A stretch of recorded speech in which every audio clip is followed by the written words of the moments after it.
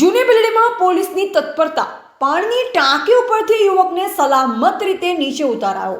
ડીસા તાલુકાના જૂની બિલ્ડી ગામે એક યુવક પાણીની ટાંકી ઉપર ચડી જતા ગામમાં થોડીવાર માટે ચિંતા અને અફરાતફરીનો માહોલ સર્જાયો હતો। ઘટનાની જાણ થતાં જ ગ્રામ લોકોએ તાત્કાલિક 112 પર કોલ કરી મદદ માંગી। જાણ થતાં બિલ્ડી પોલીસ સ્ટેશનનો સ્ટાફ તુરંત જ ઘટના સ્થળે પહોંચી ગયો। પોલીસ સ્ટાફે શાંતિપૂર્ણ રીતે યુવક સાથે વાતચીત કરી તેને સમજાવી સુરક્ષિત રીતે નીચે ઉતાર્યો હતો। યુવક નીચે ઉતર્યા બાદ તેણે જણાવ્યું હતું કે ગામમાં છેલ્લા કેટલાક દિવસોથી દેશી દારૂનું વેચાણ થતું હોવાની ફરિયાદો છતાં યોગ્ય કાર્યવાહી ન થતાં તેણે આ પગલું ભર્યું હતું। ઘટના બાદ બિલ્ડી પોલીસે મામલાને ગંભીરતાથી લઈ જૂની બિલ્ડી ગામમાં દારૂના ગેરકાયદેસર વેચાણ સામે કડક વલણ અપનાવ્યું છે। પોલીસની આ કાર્યવાહીથી દારૂ વેચાણ કરતા અસામાજિક તત્વોમાં ફફડાટ ફેલાયો છે। ગ્રામ લોકોએ પણ પોલીસની તાત્કાલિક કામગીરીને સંવેદનશીલ અભિગમની પ્રશંસા કરી સમયસર પહોંચી યુવકને સલામત રીતે નીચે ઉતારતા લોકોએ હાશકારો અનુભવ્યો હતો। અહેવાલ જીગર ચાવડા, ભીલડી।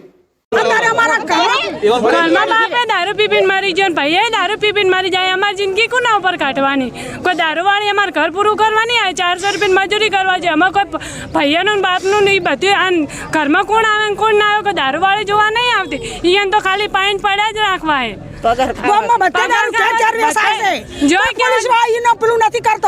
કહેવા જતો કે વન જઈને કઈ આવો, પેલી જઈને કઈ આવો, ચમ કોઈ પોલીસ વાળા નહીં આવતા એને કહેવા। જો બધા કેના ઓલી કર્યું, અમાર ઠાકોર સમાજ ઓલી કર્યું છે।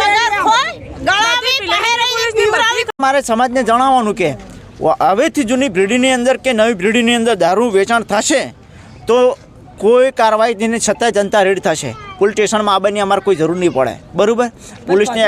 પોલીસની એક્શન લેવી એટલે ને કે અમે બધી સમાજ ભેગી થઈને અને જનતા રેડ થાય, બરાબર? એટલું અમારે કેવું છે। કેટલી જગ્યાએ દારૂ બધે ઘેર ઘેર વેચાય છે, સપોર્ટ ફૂલ છે યાર।